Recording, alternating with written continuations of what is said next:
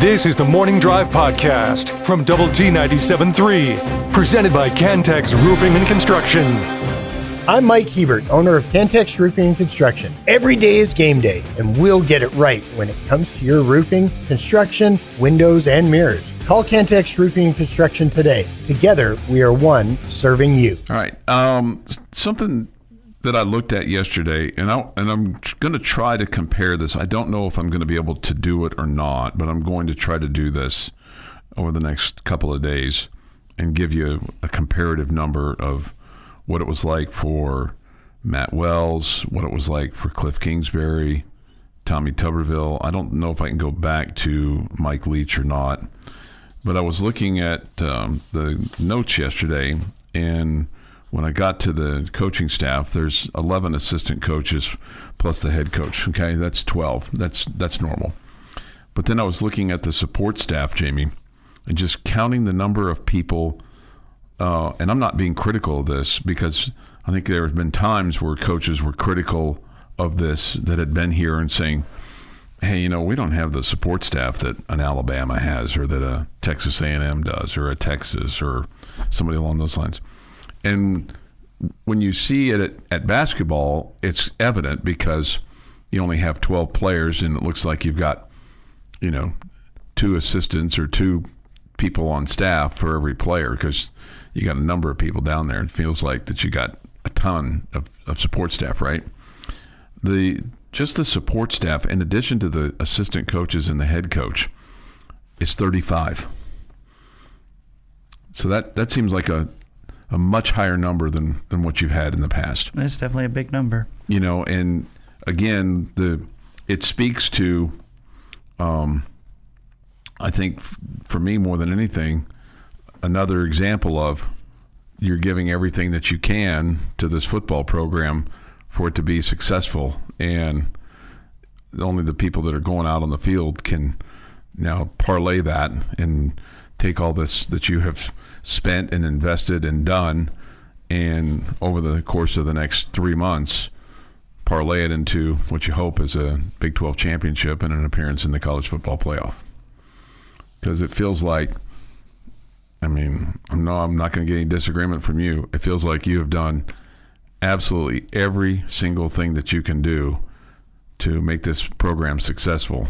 Well, when you're the coaches and the players, you just want everybody around you to be all in, right? And it's clear that it's not just the people on the field or on the sidelines that are all in, but the administration and the athletic department as a whole, with the funds that they have put towards them and the resources and the effort and all that they are all in. There's no question, and that's why I have said before that we can't just call ourselves cute and cuddly little Texas Tech anymore, right? Mm-mm. We're treating this like we're Texas, we're Ohio State, we're Alabama. Now these schools have had money to spend and put these kind of resources into it for years and years and years and years. Sure. Okay, and we're kind of the newcomer to that, and you appreciate that because again, you just want to know, hey, we're all in, and I think this athletic department is all in on their football program, and so let's go. Yeah, right. Let's hope it's a lot of fun. Yeah, right.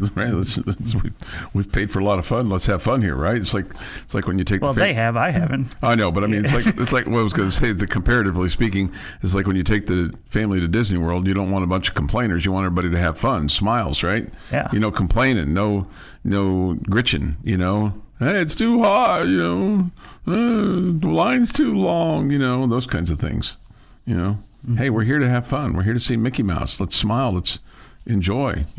Let's line up. Let's meet Goofy. The whole thing, right? What always goes well? Scheduled fun. Scheduled fun is probably always the best thing ever. That seems like a tone of sarcasm there.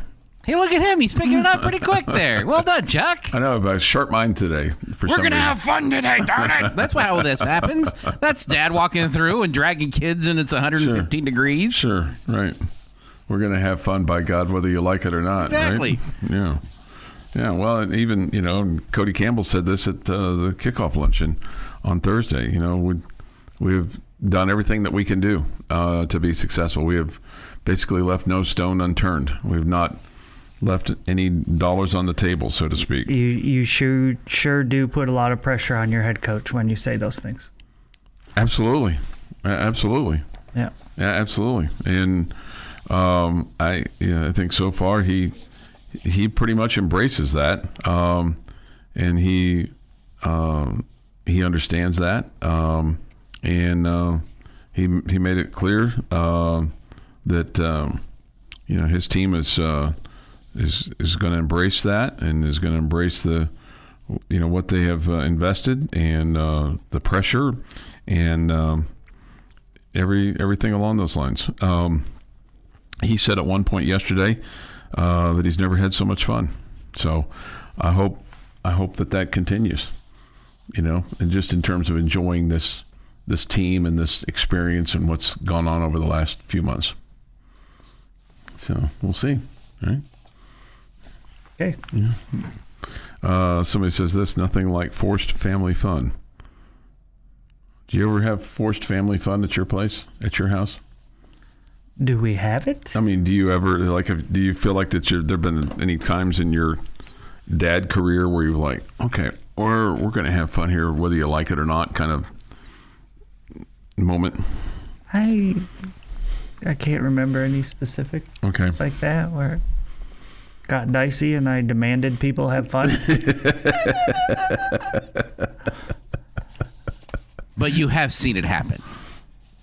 Maybe not with your family, but around others. I think like on TV, yeah. Oh, no, I've seen it in real life. Yeah.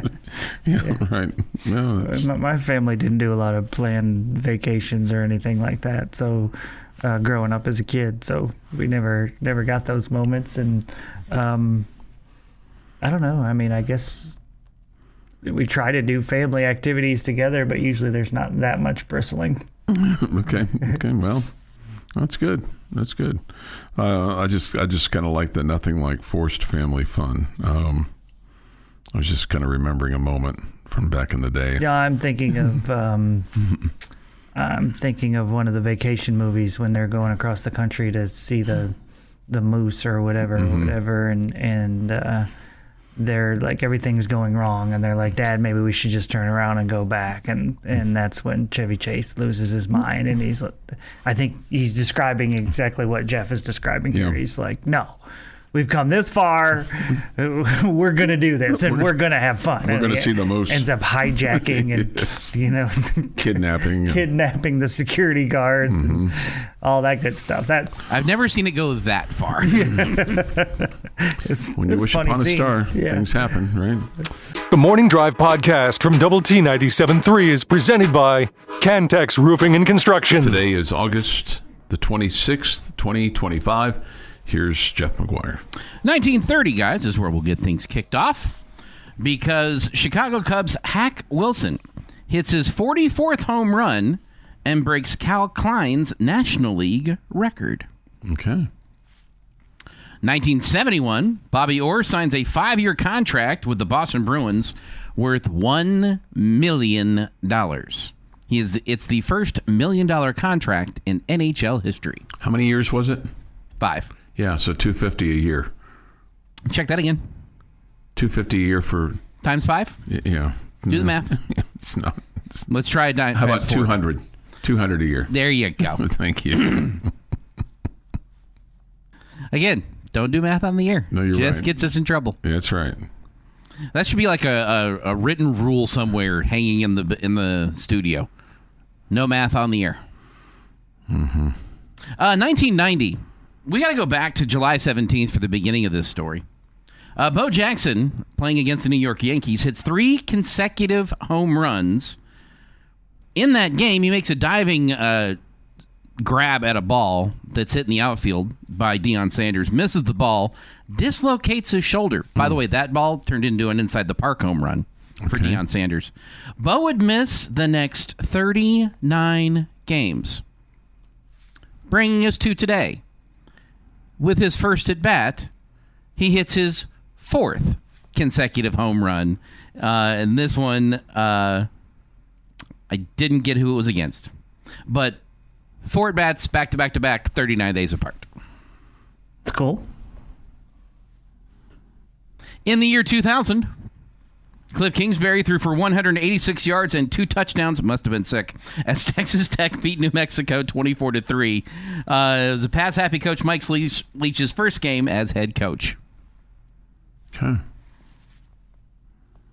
I'm just saying 186 yards from Cliff Kingsbury. That's very pedestrian. Yeah.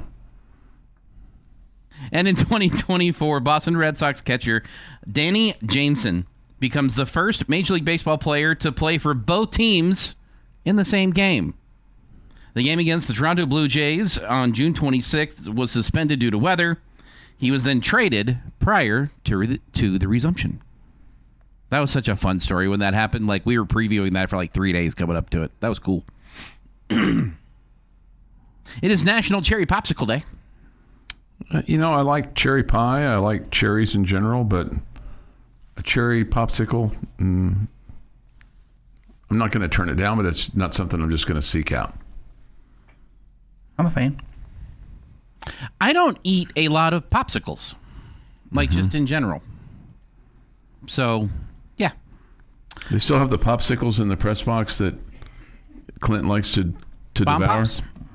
Yeah. They did last year. Yeah. Haven't had a game this year to know if they got them this year. I didn't. We'll find out very soon, like on Saturday. And there will be a bomb pop count, I'm sure. And birthdays today. This guy. Moreno with a long stare home at Redmond. Juggles the ball behind his back. Now comes set at the chest. Brings in the 1-2. Line shot toward the gap. Conley running over a dive, and a catch is made. An unbelievable, sensational Sports Center top 10 highlight for Devin Conley. He saves the run and maybe saves the win in right center field. Floater towards right center. It carries well. A diving catch. Devin Conley with a play of his life, and it's still 1-0. No reason not to hear both of those, right? No reason. No. 34. Wow. Did not expect that he was 34 today. Macaulay Culkin, 45. Melissa McCarthy, 55. James Harden, 36. Chris Pine, 45. And Elvis Andrus is 37. This day, 1964, Lyndon Baines Johnson is nominated to run for the presidency of the Democratic National Convention in Atlantic City, New Jersey. His running mate would be Herbert H. Humphreys. Former Vice President Johnson had assumed the reins of the government in November 63 when President John F. Kennedy was assassinated. And that, this day in sports history. This day in sports history. Okay, so the home run for Bo Jackson on this day in 1990 was against the Seattle Mariners off Randy Johnson. And Bo would have a pretty good day that day. He went 3 for 4, 2 runs scored, 2 RBI. So, and he had 4 putouts. So there you go. Pretty good day for Mr. Jackson, who played left field that day for the Royals against the Mariners. Okay. I very much stand by I was the right age at the right time to be influenced as much as I was by my fandom for Bo Jackson and all things Bo Jackson related. Yeah, no, it was, unfortunately, it was short for him because he got the injury playing football. Shooting stars go fast, Chuck. Got to watch him and enjoy him when you can. Man, he was a lot of fun to watch. He was. I mean, he was a lot of fun to watch. Both football and baseball. 6:51 this morning here on the Morning Drive. Thoughts, comments, the Yates Flooring Center chat line. We get this. Going to Lubbock today with the RV. Looking forward to the next 5 days with the family. Okay, so this is what, Tuesday? So you got Tuesday, Wednesday, Thursday, Friday, Saturday. Okay, good. Be here for the ball game. Okay. Did you think that wouldn't be included? Well, I was just making sure that would be. That I was assuming, yeah, but you know what happens when you assume. It doesn't always work out for you. Man, the weather looks a little dicey for the weekend. 47% chance for rain on Saturday. Ugh. But the high's only going to be 81, so it should be pleasant. Somebody clearly more worried about the drone show than the football game, because somebody was asking if the weather was going to affect the drone show, because it's going to be Shouldn't that be how this game is? Yeah. I mean, no offense to Arkansas Pine Bluff. Mm-hmm. Yes, I'm more worried the drones are going to get struck by lightning, so they have to cancel the show, than I am about Arkansas Pine Bluff. Yeah, I guess. And I'm not really concerned about the drones getting struck by lightning. They're not my drones. Right. But there's going to be a ton of them in the sky, like almost 1,000. Yeah, it's going to be really cool if it happens. No argument. If I'm not more worried about the drones than I am Arkansas Pine Bluff, we have problems. Yeah. See, last time they did, I think they did Raider Red, they did a Guns Up, and I think they did an Adidas. So I don't know what they're going to do this time. I don't know. I heard they're going to do a Chuck Heinz handshake. Wow. Like have the drones come out and make handshaking? Yeah. No. That's just what I heard. I mean, what you heard. Hey, it's not an envelope or anything. Our friend Noah, who I met at Tech Night the other night, he said, my dad, the main man from the Going Band from Raiderland, and I want to thank you for the shout-out yesterday. We heard about it and listened to it on demand last night, which reminds me to remind you that if you miss any portion of our show, there's a couple ways you can listen. You can listen to our podcast of The Morning Drive, or you can go back and listen to the full 3 hours on demand. Go to doubleTSportsNetwork.com, and you'll find it all there quite easily, okay? So you can listen to our show or any of our shows in that form or fashion. But, of course, we ask that you do it on your own time, not on our time here during the morning drive, because we'd hate for you to miss out on something that occurs as it happens, as opposed to something that's already happened. Does that make sense? Right. Or if you wanted to go in chronological order and you missed yesterday, you could listen to yesterday now, and then when that's over, you could listen to today. You could. Yeah, you sure could. Can you handle 6 hours of the morning drive in one day? Mm-hmm. Sure. This rain doesn't affect the football, but does affect how long my wife will sit in the stands watching it. Well, I think your wife speaks for a lot of wives. This is the Morning Drive Podcast from Double T 97.3, presented by Cantex Roofing and Construction. Good morning with Jamie Lent, Jeff McGuire. I'm Chuck Heinz. We'll have High School Fan Zone tonight at 6. Coaches tonight from Monterey and Coronado. Their seasons will begin this week. And so we'll have their coaches in tonight with Randy Rosetta to visit about the upcoming season. Look forward to that. And then we'll have the Astros and the Rockies to follow on 100.7 The Score. Astros get a chance to feast up a little bit on the Rockies today and tomorrow. And then Thursday afternoon, that'll be a 2:30 or so start time. And then tonight on Double T 97.3, after Tech Talk, we'll have the Rangers and the Angels from Arlington. I thought this was really weird yesterday. Ron Washington, going to the game. He's apparently his home is in New Orleans, but announcing that he had a quadruple bypass, which was the reason for him leaving the team earlier this summer, I believe back in June. For a man his age, he's 73, roughly. It doesn't seem to be that abnormal, but the cloak and daggerness of it just kind of struck me as odd. It's like, that seems like something that, is, I'm not going to say normal, not necessarily everybody that does it, but, given his past with his, problems, you would have thought that would have been just something that they would have announced, hey, Ron Washington's going to be away from the team. He's having a quadruple bypass. Thoughts and prayers and good recovery. But instead it was kept as there was a cloud over it as to why he left the team for unspecified health reasons. So it left you kind of going, what the hell's going on? Yeah, especially because of his past, like you said, you would want to make sure that was clear to everybody, but maybe he just wants to keep it personal. Maybe so. And if I was going to be gone for a month or whatever for a health reason, I wouldn't want everybody to know what's going on. Okay. But, he checked into the hospital June the 23rd and left it July the 7th. And I also don't have a history of having issue with Coke either, but... Right. Cocaine. Yes. Right. I mean, Mountain Dew, yes, not Coke. Right. I mean, and so that's, like I said, he apparently is eating better and feels stress-free and no longer smokes and all those things. And so I think I'd be surprised if he came back and managed the Angels. It sounds like he wants to have some kind of role. Yeah, seems like it. But yeah. would you be surprised if he came back and managed the Angels? I guess I wouldn't be shocked. Okay. I guess. Okay. All right. Let's see. Back to football. Y'all quit giving Pine Bluff bulletin board material. Don't poke that big bear. Is it a bear or is it? I thought it was a lion. It's a lion. Yeah.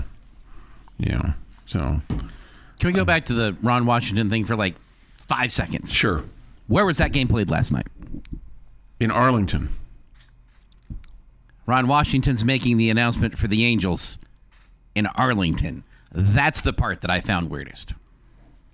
Did he announce that he had quadruple bypass in Arlington? In Arlington, not in Anaheim. Yeah, no. That would be like Jerry Jones going to D.C. when they're playing the Commanders to say the Cowboys are building a new stadium. Okay, maybe he just looked at it as from the standpoint of he got an opportunity to go to Arlington where he'd spent quite a bit of time. He's the Rangers' winningest manager, and he was managing the Angels, and maybe an opportunity to. It would be like you going to Kansas State to make an announcement for Kansas. He's in the wrong building. He's in the wrong city. I think he was just. He's doing it in front of the wrong fans. There wasn't like a hastily called news conference that he said, I, Ron Washington, had a quadruple bypass. I think it was just the news came out that that's what had happened to him. I don't think it was any spectacular, news conference. He talked to reporters. I understand that. We don't just hover around people. We got to be told where they're going to be. It's so weird to me that this happened in Arlington and not in Anaheim. Okay, that didn't. What struck me as weird is that we're just now learning that he had a quadruple bypass, and that seems rather pedestrian compared to, like Jamie and I were just talking about his other issues. His other issues, yeah. The fact that it was announced in Arlington versus Sheboygan versus Zimbabwe didn't really resonate with me. So maybe I missed the connection. Yeah, it didn't really matter to me that it was in Arlington, or could have been in Tuscola, Texas, for all I know. Could have been over at Jim Ned High School, getting ready for if he had made the play high school football. If this had come out when he was in New Orleans, where he's home, and dealing with medical doctors and everything else, that would make total sense. But his job is in Anaheim. Yeah. He's making the announcement at his former job. Okay. You don't find that at all weird? I'm not rustled by it at all. Somebody on the chat line said his doctor may be in Arlington. Yeah, he lives in New Orleans, and I mentioned that. I don't know. Yeah, I don't know either. I just thought it was odd that he had a quadruple bypass as opposed to something else, because I thought it was much more. I mean, look, I'm not poo-pooing a quadruple bypass. Okay. Did you assume there was something nefarious? I just thought there was something worse that was going on with him. Something worse, but not nefarious. Not necessarily nefarious. Okay.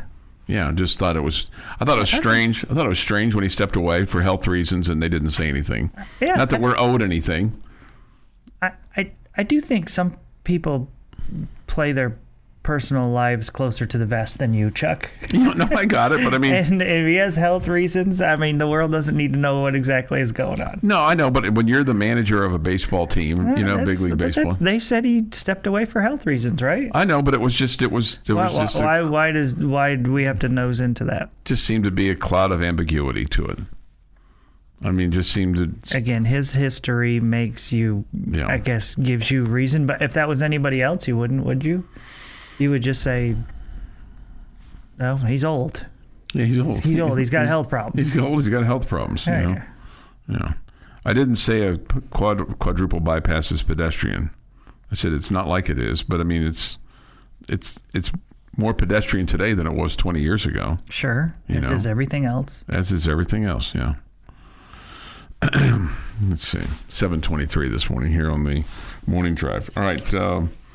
thoughts, comments, Yates Flooring Center chat line. Go to double T973.com for that, of the mobile app. The Visual Edge IT hotline, it too is open at 806-771-0973. Lives in New Orleans, and his team is playing in a nearby Major League Baseball city. Go see his players and fellow coaches and make the announcement. Probably not best to fly across the country just for an announcement. If he stepped away for personal reasons, I'd have thought nefarious, but they said health reasons, so I took it at face value. Okay. All right. Well, I mean, if Wash swims naked, he didn't tell the public. Okay, well, good for him. He may very well be on travel restrictions. Okay. He's a baseball guy. It's in his blood. They didn't want to jinx him. That Mountain Dew finally caught up with JL. Do you feel like you drink too much Mountain Dew? It's just the right amount. I think I don't drink enough. Especially at 7:25 in the morning. Jamie's question of the day is next. We squirreled that one away, or I did. I didn't think it was that big a deal, but apparently it is. Your daily dose of sports and fun. This is the Morning Drive Podcast from Double T 97.3, presented by Cantex Roofing and Construction. Jamie's question of the day on Double T 97.3 is brought to you by Connecticut of West Texas. Okay, I don't like to jinx, so I hope I'm not jinxing right here. Oh, boy. But I'm just going to ask you a question. If something was to happen, okay? That's what I'm going to say. I'm not going to say it's going to happen. Okay, if. I'm going to say if it happened. Okay, if Texas Tech was to play in the Big 12 championship game, if they were, who would you want them to play against besides the worst team? Sure. Yeah. You took the Colorado Rockies out of my answer. That's not nice. Well, well, they're also not in the Big 12. That's why I think we could guarantee a win. Can I give you two answers? Because I think. And then choose from one. Okay. I think. Okay. Because I think on one hand, well, there's three. On one hand, you'd go, okay, I think you'd really like to beat TCU because you just don't like TCU as a fan base. They're a true rival right now in a lot of sports, right? Hoops and baseball and football. I think you could make a case if you're Joey McGuire. I think it'd probably be sweet to beat Baylor, especially since the way that they've kind of taken care of you the last two times here in Lubbock. And then, like, for me personally, there's nothing better than beating K-State in anything. So I'll just say I'd love for Texas Tech to go to Arlington and beat K-State, because there'd be a lot of Wildcat fans that would drive down, and I would love to see them walk out of there with their Willie the Wildcat headgear hanging down and drooping and tripping over themselves trying to get out of the stadium. So I'll say K-State. Okay. When I think of teams I want to beat, you have the opportunity to do it against several of them this year, but there's two you don't. There's two that aren't on your schedule, and that would be TCU and Baylor. And of those two, which one would I want to have enough success over the other to play in the Big 12 championship game? I would want Baylor to have more success than TCU. So I want to beat Baylor in the Big 12 championship game. Okay. As we have stated numerous times on the show, I am definitely a choose joy guy. Sure. Yeah, sure. I am choose joy. Like choosing to ask a question that says, if Texas Tech was in the Big 12 championship game, who would you want them to play? I, as a sports fan, am more guarded and nervous, okay? And in every situation, I have to think of the flip side of it as well, okay? Now, if I were to ask you guys, who would you like to beat, that would be a different answer for me than who would I like to play. Because when I say who would I like to play, you take into account you could lose to them. who would you hate to lose to in the Big 12 championship game has to factor into this answer for me. And so I can't pick Baylor or TCU because I would not want to see them go to the college football playoff in our spot. Okay? That would hurt. I would be kicked in the gut, and then I would be kicked somewhere else to see them go. Okay? So I'm not choosing that. I think right now, as stupid as this sounds, I think the schools that, because of who they are and who they have been, the schools that have the most, get the most national credit in our conference, it feels like it's Utah because of their football program and where it's been, and BYU because of their great history and tradition. And so I would want it to be one of those. I would probably choose Utah. Okay? I don't like Utah. I wouldn't want to see Utah go either, but I'd rather Utah go than TCU. Yeah, I got you. Okay. What you're saying makes some sense. So I think my answer would be Utah. If you weren't playing Utah and BYU and Oklahoma State this year, those three would beat both Baylor and TCU on my list of teams that I would want to play in the Big 12 championship game. But I don't want a rematch. That's the other part of the schedule of this, that I don't want to face a team twice in a year. The non-choose joy, Jamie, worries, what if we lose? Sure. Okay. I don't want to see them celebrate. Who could I handle celebrating at our expense more? Yeah. Okay. Man, and that's just kind of my personality. I mean this with all sincerity when I tell you this. But you are, you personally, you are a deep thinker, and your intelligence sometimes on how you... not a word that's ever been associated with me. In terms of how you answer things from time to time, really impresses me, to the point where I think that, if this sportscasting deal kind of wears on you and bores you at some point in time, I think you could be a advisor to captains of industry, or presidential advisor, kitchen cabinet kind of guy for the governor. The mayor's level is not high enough for you. Jamie, he is so glazing right now. Is Chuck up for a raise that I don't know about? No, you're misconstruing what I'm saying here, Chuck. Just me as a sports fan. I'm always worried about the flip side. No, I got you. I understand. And that's why I never in my life have talked trash about sports teams. Because sooner or later, your teams are going to lose. Sure. What goes around and they comes have around. the ability to give it right back to you, which I know would kill me way more than any enjoyment I would get from talking down to somebody from my team beating them. Yeah. That's why I don't do it at all, and I can't stand people who do it. It annoys me to no end. Okay, but that's just my personality of being a sports fan. There's probably the opposite style of like, we just won, this is the greatest thing ever, let me rip my shirt off and run down the street and tell everybody that we're the best. It's probably a whole lot more enjoyable than the way I live as a sports fan. I was just going to ask you, how annoyed on a daily basis are you around me and Choice? I don't feel like you guys are trash talkers. We're not really trash talkers, but we're not the... I just feel like sometimes, man... Choice has moments. Your intelligence is so high, it's just like, wow. Are you sure Chuck's not up for a raise that I don't know about? You're so confused. Yeah. I don't think you know what this word intelligence means. Yeah. It's guarded sports fan. It's always clutching my heart and protecting it. Yeah, I got you. The Morning Drive podcast from Double T 97.3 is presented by Cantex Roofing and Construction. Good morning with Jamie Lent, Jeff McGuire. I'm Chuck Heinz. We'll have Texas Tech and Arkansas Pine Bluff for you on Saturday. Our Optimum Game Day Live coverage begins at 7. We will have the kick at 6:30, and then after the game, it's the Double T 97.3 Coors Light postgame show from the Overton Hotel and Conference Center. Your humble host will be Rob Rowe.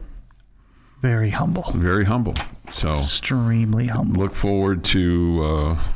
I look forward to that. It'll be Saturday night. Makes me think of the song "Guitar Zan." Jane gets excited, the monkey gets tight, and we're all going to have a good night. So hopefully, we'll. Is that kind of how it goes, Jeff? I'm trying to figure out how you got from humble to that. Guitar Zan, the Jungle Man. Nothing humble. Nothing humble there. That's a hard, whatever direction it's that is. Hard turn there, right? So look forward to seeing Rob at the Overton on, and you too, hopefully. Not necessarily you, Jamie, but you. I mean, you're invited. You're more than welcome. I am? Yeah. All right. Yeah, I'll even buy you a Mountain Dew if you come by. I think they've got it. You know? I have no idea. We could ask. I'll buy you some pizza if you come by. That's always a good time. Yeah. So there you go. So that's good. What Jamie really wants, though, is that cooler that you give away. So if you're giving away that cooler, you got to be good looking to win the cooler. You're saying Jamie's ugly? Wow, he went from praising you. I'm not. Just forget all about that. So we've decided we're just admitting on the air here. How do people win? What's they put a name in the hat or what? It's subject to my. So we're just picking the winner based on their looks? I pick people out of the crowd. Pick people who deserves it the most. So if you win the cooler, Chuck's hitting on you. No, I'm not hitting anybody. If you're Chuck's wife, I would pay close attention to all that. And number 3, so we've now decided that our radio station just gives out things based on people's looks. Generally, that's not totally somewhat true, but not totally true. I mean, I give to both men and women. I mean, I look for who deserves it the most in terms of the cooler. Who deserves it the most? The koozies and based sunglasses. On how cute they are. The koozies and coolers and sunglasses. Do you wear a blue shirt on Saturday nights? I do not. No, it's usually red or black. It's usually red or black. Occasionally white. Or white, yeah. Red, black, or white. Chuck is very on brand when it comes to what he's supposed to wear in the stands. Yeah, right. I'm very. Sometimes you amaze me with the things that you just admit out loud.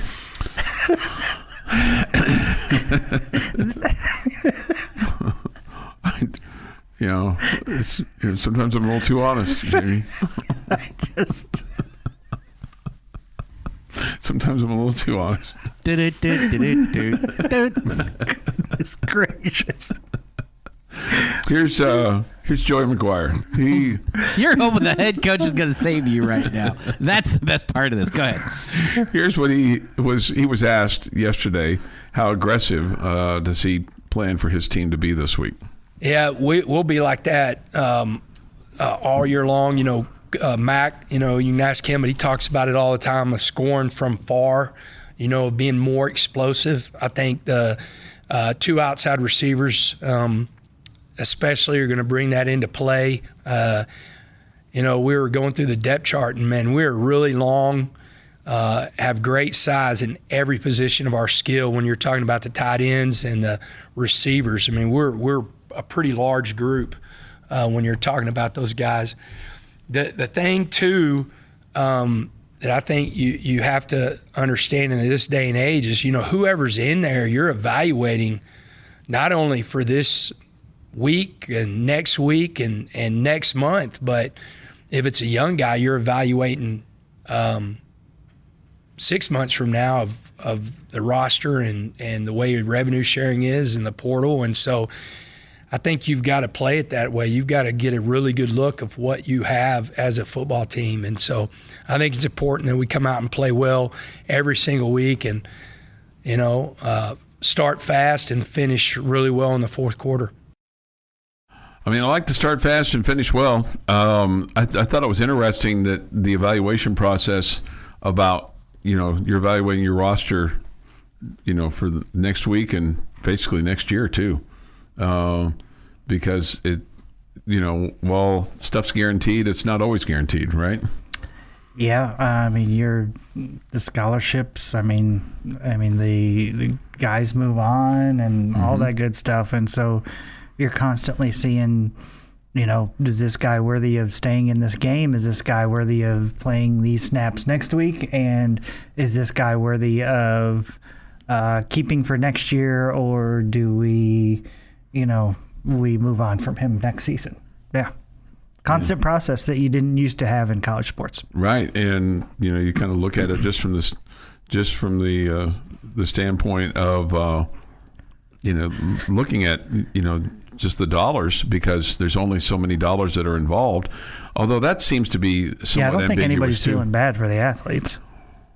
No, I mean, it's a performance-based business, and that's just what they need to understand. Perform and you're rewarded. Don't perform and you're not. Yeah, and you're being paid handsomely. And you're being paid handsomely. Yeah. One other thing here from Coach McGuire. Here he is on the kicking competition, which is interesting that it's still going on. Now, I would be shocked if it goes past the 3 non-conference games. I think it's going to be more like year one whenever Trey Wolf won the job, and we went with him. It's honestly, Stone Arrington has, competed at a really high level. He has been another big surprise. He's got a huge leg. When you talk to kicking coaches, they talk about his talent.